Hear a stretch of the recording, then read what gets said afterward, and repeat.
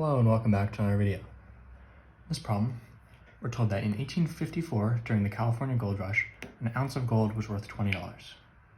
And the largest known mass of gold found in California was worth $62,400 in that year. We're asked what was the weight in pounds of this mass of gold.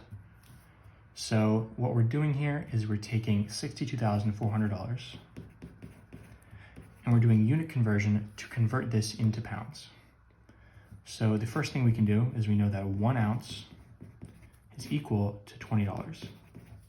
So we can multiply 62,400 by 1 ounce over $20, right? This is a unit conversion.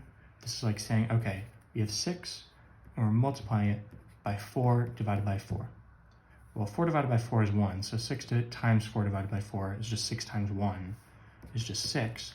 But if we don't simplify it and we just say 6 times 4, 24 divided by 4, we now have a new denominator. Same thing here.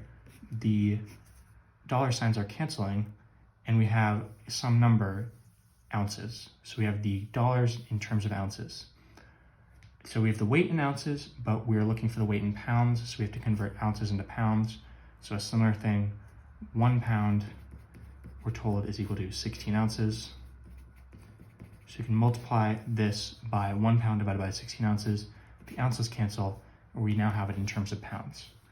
So everything that we haven't crossed out, I'm going to write down. So we have 62,400 times 1 times 1, and I'll cross things off as I go, pounds,